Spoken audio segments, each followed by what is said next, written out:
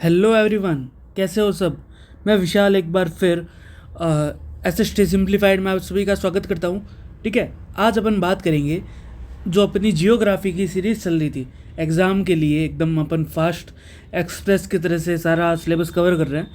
तो उसमें fourth chapter आता है एग्रीकल्चर। ठीक है ना, तो आज बात करेंगे एग्रीकल्चर की। इस चैप्टर में अपन क्या पढ़ेंगे? फार्मिंग पढ़ेंगे, टाइप्स पढ़ेंगे, क्रॉप्स पढ़ेंगे, इंस्टीट्यूशंस पढ़ेंगे और भूदान और ग्रामदान। ठीक है, तो इन सब के बारे में अपन यहाँ पे बात करने वाले हैं। ठीक है, सबसे पहले अगर अपन बात करें एग्रीकल्चर की थोड़ी सी, तो अपन क्या देखेंगे, एग्रीकल्चर क्या है, देश का एक बहुत इंपॉर्टेंट हिस्सा है। ठीक है, इसके अलावा हमारी 2/3 पॉपुलेशन क्या है, एग्रीकल्चर में लगी हुई है। और एग्रीकल्चर इसके अलावा क्या है, एग्रीकल्चर एक प्राइमरी एक्टिविटी है। ठीक है ना, एग्रीकल्चर क्या है, एक प्राइमरी एक्टिविटी है। आपको पता होगा 3 तरह की एक्टिविटी अपन ने देखी थी, प्राइमरी, सेकेंडरी और टर्शरी, इकोनॉमिक्स में आती है ना। इसके अलावा अगर बात करें, apart from food grain it also produce raw material for various industry. तो अपन को ये भी पता है कि एग्रीकल्चर क्या करता है, दूसरी इंडस्ट्री को क्या है, रॉ मटेरियल्स देता है। इसके अलावा जो टी है, चाय हो गई, कॉफ़ी हो गई, ठीक है, स्पाइसेस हो गई, ये सब भी क्या है अपन एक्सपोर्ट करते रहते हैं। ठीक है, फिर अगर बात करें अपन टाइप्स ऑफ एग्रीकल्चर की, एक एग्रीकल्चर का टाइप आता है सब्सिस्टेंस एग्रीकल्चर। ठीक है, और इसके अंदर भी पहला कौन सा आता है, प्राइमरी सब्सिस्टेंस एग्रीकल्चर। ठीक है, इसकी बात करें, इसमें क्या होता है, जो एग्रीकल्चर है ना वो स्मॉल पीसेस ऑफ लैंड में होता है। ध्यान रखना, जो ज़मीन है उसके छोटे छोटे टुकड़ों में क्या है, ये एग्रीकल्चर होता है। सेकंड बात क्या देखेंगे अपन, कि इसके जो इसमें टूल्स होते हैं, प्रिमिटिव टूल्स क्या है यूज़ किए जाते हैं। प्रिमिटिव टूल समझते हो, जैसे वो हल हो गया है ना, एकदम बेसिक से जो टूल्स होते हैं वो क्या है यूज़ किए जाते हैं। डिपेंड किस पे करती है ये, मॉनसून पे। इसके अलावा नेचुरल फर्टिलाइजर्स होते हैं। इसके अलावा देखें कि एनवायरमेंटल कंडीशंस क्या होती है, एकदम नेचुरल देखी जाती है। इसके अंदर /1 एग्रीकल्चर आता है। क्या आता है, /1, मतलब क्या हो गया कि जो ट्राइब्स और होती है वो क्या करती है, किसी जंगल में जाती है। ठीक है, वहाँ पे क्या करती है, जितने भी पेड़ पौधे हैं उन सबको काट के फिर क्या कर देते हैं, जला देते हैं। और जो भी एशेज़ होते हैं, उनके एशेज़ या राख, उनको क्या है, मिट्टी में, सॉइल में मिलाकर क्या करते हैं, एग्रीकल्चर करते हैं। तब तक करते हैं जब तक क्या है, वो लैंड वापस अनफर्टाइल नहीं हो जाता। ठीक है, अब जो /1 एग्रीकल्चर है उसको हर जगह अलग अलग नाम से देखा जाता है। जैसे अगर बात करें, इसका दूसरा नाम क्या हो गया, जूम फार्मिंग। इसके अलावा अगर देखें, अगर मध्य प्रदेश में बात करें, तो मध्य प्रदेश में इसको दहिया कहते हैं। क्या कहते हैं, दहिया। ठीक है ना, /1 को मध्य प्रदेश में दहिया कहते हैं। पांडा कहाँ कहते हैं, आंध्र प्रदेश में क्या कहेंगे, पांडा। जबकि अगर बात करें मरीगा, कोमान या फिर पामाडाबी, मरिंगा, कोमान या पामाडाबी, ये कहाँ कहेंगे, ओडिशा में। कुमारी कहाँ जाता है, वेस्टर्न घाट पे आ जाता है। ठीक है, एक आता है वालर या वाल्ट्रे। ठीक है, ये कहाँ कहते हैं, ये ईस्टर्न राजस्थान में कहते हैं। खिल कहाँ पे है, हिमालय में। कुरुआ कहाँ है, झारखंड में। और झुम कहाँ है, नॉर्थ ईस्टर्न स्टेट्स में। ठीक है, तो इसमें अगर अपन सारे याद नहीं होते, देखो सारे थोड़े से मुश्किल हो जाएंगे। ठीक है, लेकिन कुछ तो याद रखनी है। इसके अलावा जैसे इसके कुछ इंटरनेशनल नाम भी आते हैं। ठीक है ना, जैसे रे हो गया, रे इसको वियतनाम में कहते हैं। ध्यान रखना, कहाँ कहते हैं, वियतनाम में कहते हैं। ठीक है, तो ये सब चीज़ें याद रखना। और इसमें आप एक तो ये याद रखना, दहिया वाला। ठीक है, पांडा याद रख लेना। इसके अलावा कुमारी और एक कुरुआ। ठीक है, ये 4 तो अपन को याद रखने ही है। फिर आगे चल लें, फिर आता है इंटेंसिव सब्सिस्टेंस एग्रीकल्चर। ठीक है, ये क्या होता है, ये बेसिकली वहाँ होता है जहाँ पे पॉपुलेशन क्या हो, हाई हो, और लैंड क्या हो, कम हो। ठीक है, इंटेंसिव मतलब हो गया एकदम बहुत ज़्यादा दबाव डाल के। ठीक है, लेबर इंटेंसिव होता है, मतलब क्या है, लेबर बहुत ज़्यादा इस पर यूज़ की जाती है। ठीक है, लार्ज अमाउंट ऑफ बायोकेमिकल्स, बहुत ज़्यादा बायोकेमिकल्स के यूज़ किए जाते हैं। ठीक है, क्यों, प्रोडक्शन, हाई प्रोडक्शन के लिए। और अगर देखें कि जो smaller size of land holdings from generation to generation due to inheritance rights in land ownership, अपन क्या देख रहे हैं कि धीरे धीरे क्या है, जो साइज है वो क्या होता जा रहा है, स्मॉलर। जो भी अगर अपन देखें ज़मीनों के साइज है वो क्या है, छोटे होते जा रहे हैं। क्यों? क्योंकि सबके अपने अपने बच्चे हो रहे हैं, जनरेशन हो रही है, ठीक है। तो एक आदमी है, उसके पास अगर 100 एकड़ है, उसके 2 बेटे होंगे, ठीक है, तो वो क्या है 50-50 एकड़ में बांट देगा। फिर इनके आगे अगर 2 या 3 बेटे हो गए तो फिर ये 50 का 2 या 3 भाग में फिर चला जाएगा, है ना। तो क्या हो रहा है, ये जो ज़मीन है ये और छोटे छोटे पार्ट्स में डिवाइड होती जा रही है, ठीक है। फिर अगर आगे देखें, अगर इसमें एक आता है कमर्शियल एग्रीकल्चर। कमर्शियल एग्रीकल्चर क्या होता है कि achieving higher yield by using modern inputs, ठीक है। मतलब क्या है, मॉडर्न चीज़ें यूज़ करके क्या है आउटपुट क्या है, हाई यील्ड वैरायटी। इस पर क्या आता है, हाई यील्ड वैरायटी वाले जो सीड्स है उसको क्या करना, यूज़ करना। और इसका मेन पर्पस क्या रहता है, इसका मेन पर्पस क्या रहता है, प्रॉफिट मेकिंग। मेन पर्पस क्या है, प्रॉफिट मेकिंग। इसमें मशीन्स भी ज़्यादा यूज़ होगी ना, कि कमर्शियल है। इसके अलावा और इसमें क्या देखें, इसमें टेक्निक्स ज़्यादा यूज़ की जाती है, ठीक है। टेक्निक्स भी क्या है, ज़्यादा यूज़ की जाती है। इसके बाद आता है एक प्लांटेशन। ये भी क्या है, ये भी एक तरीके से अगर देखें ना, ये भी एक तरीके से कमर्शियल है, ठीक है ना, एक तरीके से कमर्शियल फार्मिंग है, ठीक है। यहाँ इस पर क्या होता है, एक सिंगल क्रॉप को क्या है एक बड़े एरिया में उगाया जाता है। जैसे ये बड़ा एरिया हो गया, ठीक है, और इसमें पूरे में मैंने एक गन्ना उगा दिया, ठीक है, या चाय उगा दी, बस एक ही। तो ये क्या कहलाता है, प्लांटेशन क्रॉप, ठीक है। इसके बाद ये क्या करता है, एक इंटरफेस तैयार करता है इंडस्ट्री और एग्रीकल्चर के बीच में, ठीक है। इसके अलावा ह्यूज कैपिटल और लेबर चाहिए। और बात करें तो इंडिया में चाय, कॉफ़ी, रबड़, शुगर कैन और ये सब क्या होती है, प्लांटेशन क्रॉप्स कहलाती है, ठीक है। प्लांटेशन बेसिकली क्यों होती है, आगे सेल करने के लिए। क्लियर है। क्रॉपिंग पैटर्न की बात करें, एग्रीकल्चर के अगर क्रॉपिंग पैटर्न या क्रॉपिंग सीजन की बात करें तो इंडिया में 3 क्रॉपिंग सीजन देखे जा सकते हैं, रबी, खरीफ और जायद। 3 तरह के सीजन अपन को देखने को मिलते हैं, ठीक है।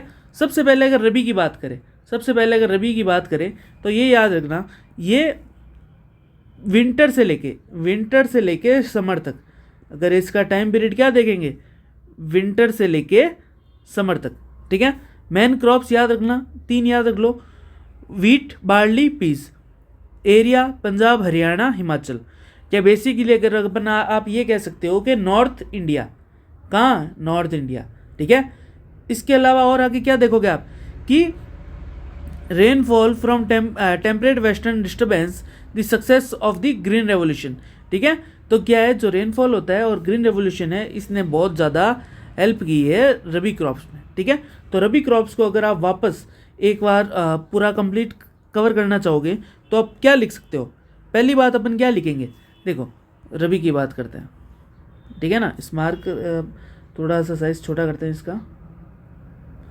मैंने आपको बताया पहली क्या आई है, विंटर टू समर। क्या है, विंटर टू समर है, ठीक है ना, विंटर टू समर। दूसरी अगर अपन ने देखी, इसमें आता है वीट आता है, बार्ले आता है, वीट और बार्ले आता है, ठीक है। तीसरी क्या बात की थी, तीसरी एक हो गया विंटर से समर हो गया, ठीक है, वीट बार्ले हो गया, और क्या हो गया, नॉर्थ इंडिया। कहाँ पे हो गया ये, नॉर्थ इंडिया, ठीक है, पंजाब हरियाणा में ज़्यादा। अगर खरीफ की बात करें, देखो ये अगर विंटर से समर है तो ये क्या होगी, ये अपन होगी मानसून। ध्यान रखना क्या होगी, मानसून। खरीफ क्या है, मानसून टू विंटर, ठीक है। और जायद की बात करें तो वो क्या है, समर सीजन। तो ये थोड़ा सा याद रखना, ठीक है। अगर खरीफ पे आए अपन वापस, खरीफ की अगर वापस बात करें अपन तो देखो खरीफ कौन सा सीज़न होगा, रेनी सीज़न। पहला क्या है, खरीफ का जो है रेनी सीजन है, रेनी से लेके अक्टूबर मतलब विंटर तक, ठीक है। क्रॉप्स क्या आ गई, राइस, मेज, जवार, बाजरा, ठीक है, राइस, मेज, जवार, बाजरा। अगर प्रोडक्शन एरिया की बात करेंगे, आसाम, वेस्ट बंगाल, ओडिशा, मतलब क्या हो गया, ईस्टर्न साइड, इंडिया के ईस्टर्न, है ना, eastern parts of India we can find crops of kharif, ठीक है।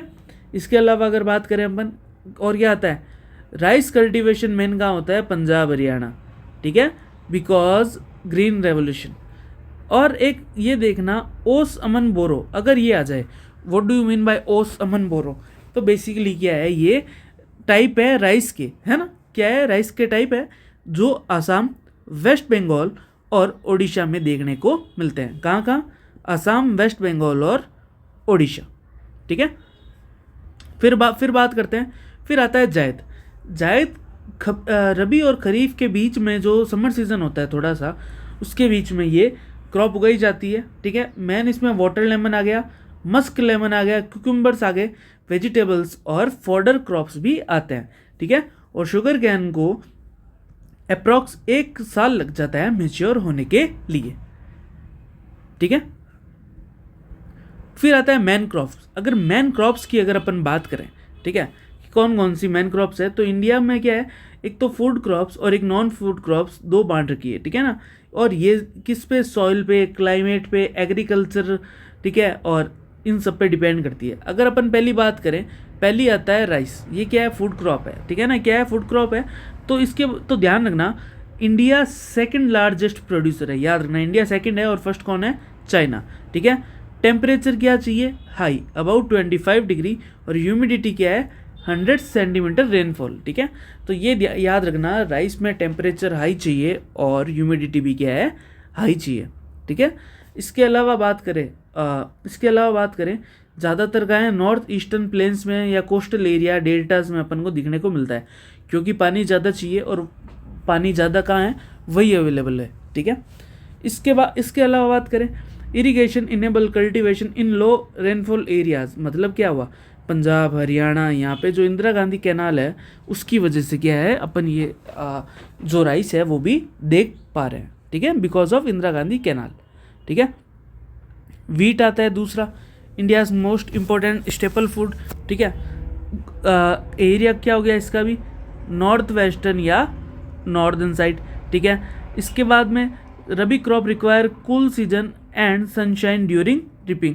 ठीक है, तो ठंडा सीजन चाहिए और सनशाइन चाहिए, अच्छी धूप चाहिए। बारिश कितनी चाहिए, 50 से 75। ठीक है, एरिया कौन सा हो गया, गंगा सतलज प्लेन इन नॉर्थ वेस्ट। ठीक है, तो और या ब्लैक सॉइल वाला एरिया चाहिए।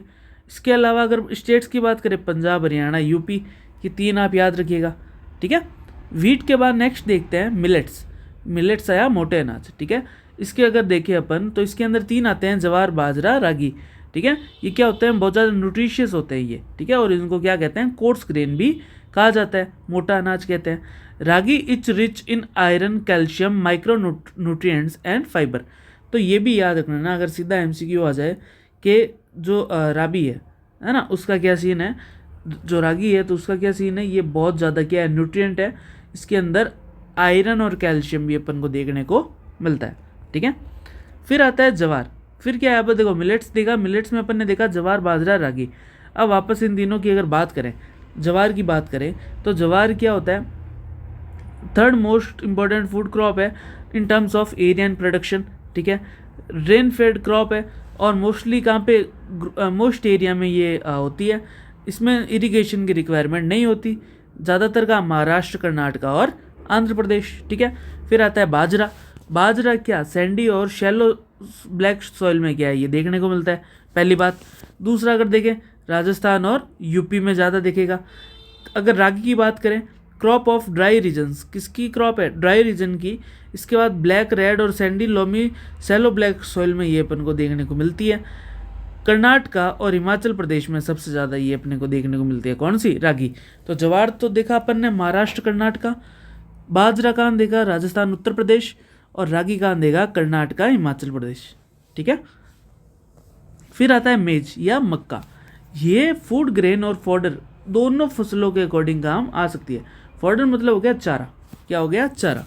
ठीक है, फसल कौन सी है, खरीफ है। 21 से लेके 27 डिग्री टेम्परेचर इसके लिए बेस्ट रहता है। ठीक है, और ओल्ड एलुवियल सॉइल में क्या है, ये पाई जाती है। इसके अलावा देखें, सम state like Bihar, maize is also grown in rabi season. जैसे बिहार हो गया, बिहार में क्या है, मेज रबी सीजन में भी देखने को अपन को मिल जाती है। ठीक है, इसके बाद बात करें कि ये यहाँ का इसका प्रोडक्शन बढ़ा है, क्यों, मॉडर्न टेक्नोलॉजी इनपुट के कारण। ठीक है ना, जैसे हाई यील्ड सीड हो गया, फर्टिलाइज़र हो गया, इरिगेशन हो गया, और एरिया कौन सा हो गया, कर्नाटका, मध्य प्रदेश, यूपी, ये याद रखिएगा, ठीक है। फिर आता है पल्सेस। अगर पल्सेस की बात करें अपन, इंडिया क्या है, लार्जेस्ट प्रोड्यूसर है और कंज्यूमर है किसका, पल्सेस का, ठीक है ना। लोग कहते हैं ना हम तो दाल रोटी खाते हैं। इसके अलावा सबसे ज़्यादा प्रोटीन होता है दालों में, इसमें तुर हो गई, उड़द, मूंग, मसूर, पीस, ग्राम, ये सब क्या है, मेन दालें कहलाती है। इसके अलावा जो दालें हैं ना पल्सेस, इसमें मॉइस्चर कम चाहिए और क्या है, ड्राई कंडीशन में भी ये इजीली उग सकती है, ठीक है। Being leguminous crops, all pulses except pigeon pea maintain soil fertility by taking nitrogen from the air। तो ये याद रखना, जो दालें हैं ना वो क्या करती है, सॉइल को फर्टाइल रखती है। कैसे, जब ये नाइट्रोजन अपने अंदर लेती है, ठीक है। तो बहुत लोग क्या है, सॉइल को फर्टाइल करने के लिए किसका यूज़ करते हैं, दालों का। इसके अलावा बात करें, ये क्या होती है, रोटेशन, ये क्या अलग अलग फसलों के साथ रोटेशन में क्या उगाई जाती है।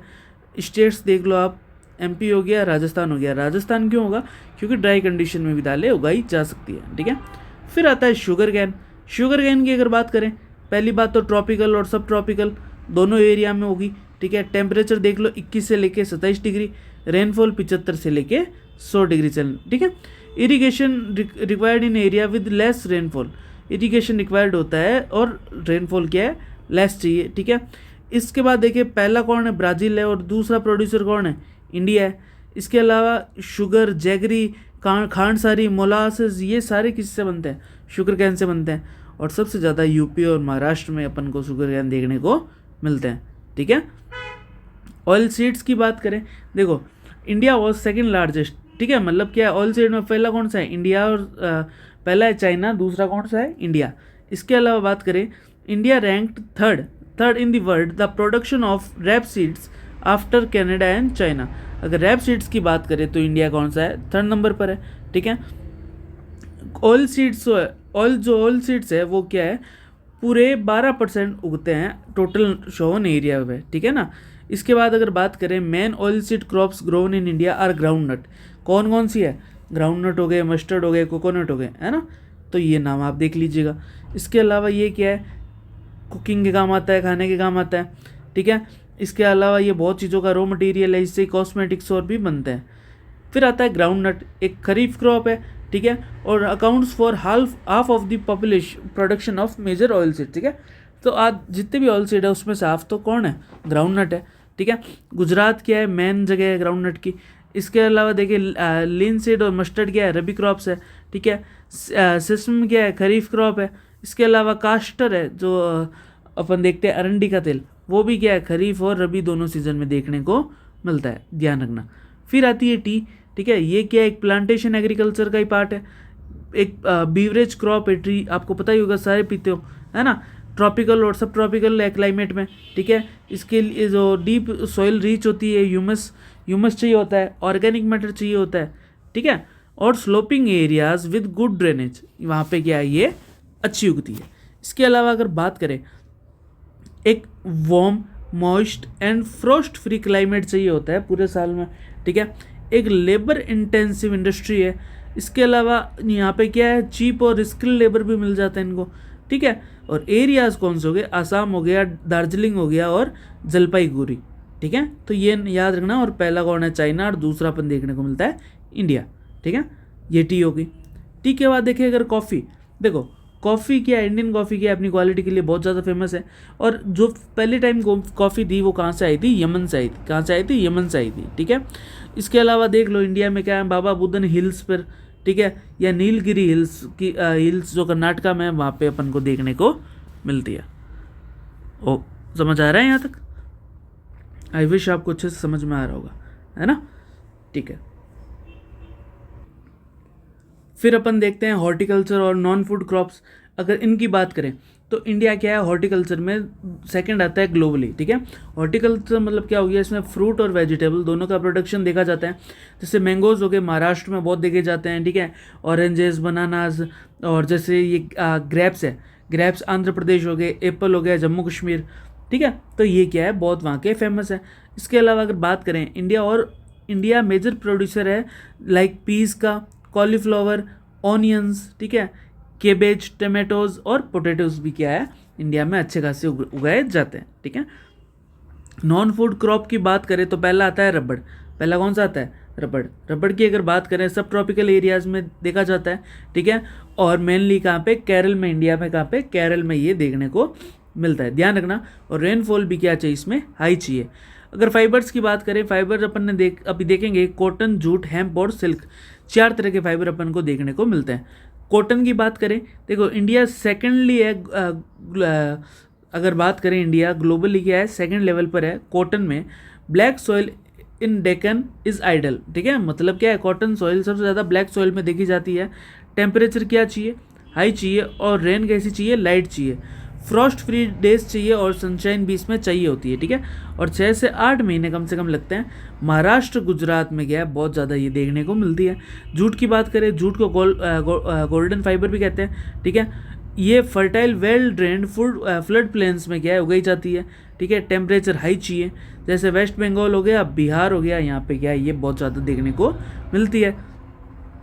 एक फिर क्वेश्चन आता है कि नीड, देखो हमको एग्रीकल्चर की नीड बेसिकली क्यों है, ठीक है। एग्रीकल्चर के लिए जो टेक्नोलॉजी है, जो इंस्टीट्यूशनल रिफॉर्म्स है, उसकी नीड क्यों है ना। तो वो देखो ये एक्चुअली क्या करता है, बेसिकली जो लैंड रिसोर्सेज है उनको एक ज़्यादा डिग्रेडेशन होने से बचाता है ना। इसके अलावा जो भी मानसून पे डिपेंड करती है फसलें, उनको भी थोड़ा सा सपोर्ट दिया जाता है। पोस्ट इंडिपेंडेंस की बात करें अगर, लैंड रिफॉर्म्स प्रायोरिटाइज, ठीक है, प्रायोरिटाइज इनको क्या दिया गया था? लैंड रिफॉर्म को प्रायोरिटी दी गई थी। और जो फर्स्ट 5 ईयर प्लान था उसमें क्या था? लैंड रिफॉर्म्स पे ही काम किया गया था, ठीक है।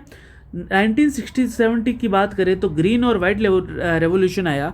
तो ग्रीन रेवोल्यूशन तो बेसिकली किससे रिलेटेड था? एग्रीकल्चर से। जबकि वाइट रेवोल्यूशन की बात करें, वाइट रेवोल्यूशन था जैसे मिल्क वॉर हो गया, ठीक है। इसके अलावा बात करें अपन, benefited were limited to certain areas, ठीक है। 1990s की बात करें, कंपैरिजिव लैंड डेवलपमेंट प्रोग्राम्स अपन ने देखे कि बहुत सारे प्रोग्राम्स आए जिससे क्या हुआ? जो लैंड है, जो ज़मीन है, उसका डेवलपमेंट किया गया। की स्टेप्स की बात करते हैं, फिर देखते हैं कि क्रॉप इंश्योरेंस, देखो किसानों के लिए क्रॉप इंश्योरेंस की गई कि कभी फ्लड आ जाए, सूखा पड़ जाए, इन सब से क्या है? किसानों की फसल का कुछ जो अमाउंट है वो चुकाया जा सके, ठीक है। रूरल बैंक्स बनाए गए, कोऑपरेटिव्स बनाए गए जिससे क्या है? किसानों को कम रेट पे अच्छा लोन मिल सके, ठीक है, जिससे क्या है? वो और आगे एग्रीकल्चर कर सके। फार्मर क्रेडिट नाम की सुविधा आई, जिसमें क्या है? किसानों को बहुत ईजीली उधार मिलता, ठीक है। फार्मर सपोर्ट के लिए किसान क्रेडिट कार्ड आया, पर्सनल एक्सीडेंट इंश्योरेंस आया, ठीक है। तो ये, और आपने देखा होगा टीवी और रेडियो में, दूरदर्शन और पे कृषि प्रोग्राम्स आते हैं। ये सब क्यों है? ये इसीलिए आए कि भाई हमारे देश में एग्रीकल्चर को और ज़्यादा मजबूत किया जा सके। हमारे जो भी यहाँ पे अगर देखें, जितने भी लोग परेशान हैं, ठीक है ना, जितने भी लोग एग्रीकल्चर से परेशान है, कृषि और, तो क्या है? उन सभी की हेल्प की जा सके, ठीक है। इसके बाद एक आता है MSP, मिनिमम सपोर्ट प्राइस। ये बेसिकली क्या होता है कि भाई अगर कोई किसान है, वो उसने फसल उगाई और उसकी कॉस्ट आ रही है 100 रुपये, लेकिन उसको मार्केट से 100 रुपये नहीं मिल रहे, उसको बहुत कम रेट मिल रही है। तो इस कंडीशन में क्या होता है? जो सरकार है वो एक पहले से ही फिक्स प्राइस पर क्या है? किसानों से उनकी फसल खरीदने का वादा करती है, और वो सारी फसल क्या है? सरकार खरीद लेती है। Food security of food corporation of India, ठीक है। फिर एक मेन पॉइंट आता है, मे बी आपके लिए एग्जाम में मोस्ट इंपॉर्टेंट आ सकता है, ठीक है ना, याद रखना, भूदान या ग्रामदान मूवमेंट। सबसे पहले एक नाम आता है विनोबा भावे। विनोबा भावे कौन थे? स्पिरिचुअल हेयर थे, है ना, स्पिरिचुअल हेयर या सक्सेसर थे किसके? महात्मा गांधी के, ठीक है ना, महात्मा गांधी के। अगर गांधी जी की बात करें, अगर गांधी जी के बाद अपन देखते हैं कि जो भावे थे, विनोबा भावे, वो travel India spreading Gandhi message, है ना। गांधी जी के बाद क्या है? भावे ने पूरे इंडिया में गांधी जी के मैसेज फैलाए। एक नाम आता है पोचमपल्ली, आंध्र प्रदेश। वहाँ पे क्या था? वहाँ पे कुछ ऐसे किसान थे जिनके पास क्या थी? ज़मीन नहीं थी। उन्होंने भावे जी से बोला कि साहब हमें भी कुछ ज़मीन चाहिए, हम एकदम हम ज़मींदारों के वहाँ पे काम करते हैं, लैंडलॉर्ड्स होते हैं, वो हमको मारते हैं, परेशान करते हैं। तब क्या हुआ? विनोबा भावे ने क्या किया कि जो कोऑपरेटिव फार्मिंग है, सब मिलके फार्मिंग करने का और इसके अलावा सबकी हेल्प करने का भी क्या है? प्रॉमिस किया। तभी क्या हुआ, वहाँ से एक सज्जन व्यक्ति उठे जिनका नाम था श्री रामचंद्र रेड्डी। उन्होंने क्या है, उन्होंने अपनी तरफ से 80 एकड़ दिए, किसको, 80 लैंडलेस विलेजर्स को, ठीक है। हर 80 गांव वालों को 1-1 एकड़ दिया। टोटल कितने दिए, 80 एकड़, ठीक है। तो तभी से क्या हुआ, भूदान, मतलब क्या हो गया, भूमि दान। ये बहुत एक अच्छा स्टेप था, ठीक है ना। फिर बात करें, ये क्या हुआ, धीरे धीरे लोगों को और पता चला कि भाई एक रामचंद्र जी हैं, उन्होंने अपनी पूरी 80 एकड़ दान दे दी। तो क्या ये ये जो मूवमेंट चला, ये नेशन वाइड हो गया, पूरे नेशन में क्या है, फैलने लगा, ठीक है। और भावे जी और इंडिया में ट्रैवल किया और प्रमोट किया भूदान को, कि आपके पास जो भी एक्स्ट्रा अननेसेसरी ज़मीन है वो कृपया करके आप किसानों को दे दीजिए, ठीक है। फिर अगर ग्राम दान की बात करें, सम लैंडलॉर्ड्स ऑफर्ड एंटायर विलेज, ठीक है ना। तो कुछ जो जमींदार थे या लैंडलॉर्ड्स थे, उन्होंने क्या है, पूरा गांव ही क्या है देने की बात की, ठीक है। और कुछ ने क्या है, लैंड डोनेट किया, ठीक है ना, लैंड डोनेट किया, ताकि जो लैंड सीलिंग लॉज है उसको अवॉइड किया जा सके, ठीक है। जब देखो, जब रामचंद्र रेड्डी ने भूमि दान की, तब क्या कहलाया, भूदान कहलाया। क्या कहलाया, भूदान कहलाया, याद रखना, ठीक है ना। भूदान जब भूमि दान की, लेकिन जब पूरा गांव दान किया, पूरा एंटायर विलेज दान में दिया, तब क्या कहलाया, ग्राम दान, ठीक है। और इसका एक दूसरा नाम आता है ब्लडलेस रेवोल्यूशन। अगर अपने एग्जाम में एमसीक्यू में डायरेक्ट आ जाए ब्लडलेस रेवोल्यूशन क्या है, तो अपन क्या कह सकते हैं कि ये भूदान और ग्राम दान से कनेक्टेड है, ठीक है, ये याद रखना। इन शॉर्ट में बात कर लें, भूदान ग्राम दान was a movement initiated by Vinoba Bhave. किसने स्टार्ट किया, विनोबा भावे, ठीक है। एम किया था redistribution of land to landless farmer, ठीक है। तो इसमें ध्यान रखना, अगर आ जाए 3 नंबर का, तो आप ये लिख सकते हो, ठीक है। तो ये था अपना चैप्टर एग्रीकल्चर। क्या था, एग्रीकल्चर। अपन ने बहुत ही जल्दी तरीके से, बहुत ही अच्छे तरीके से इसको कवर कर लिया। ये प्रॉपर नोट्स आपके पास पढ़ें, और आई विश आपकी तैयारी भी अच्छी चल रही होगी, और पुराने वाले लेक्चर भी पढ़ें, उनको भी अच्छे से पढ़ते रहिए, ठीक है ना। और फिर अपन इसके आगे वाला एक चैप्टर करते हैं, और मैं फिर आपसे मिलता हूँ, ठीक है। तो अभी आज जो मैंने पढ़ाया है उसको प्लीज़ रिवाइज करते रहिएगा। आज के लिए इतना ही। जय हिंद, जय भारत।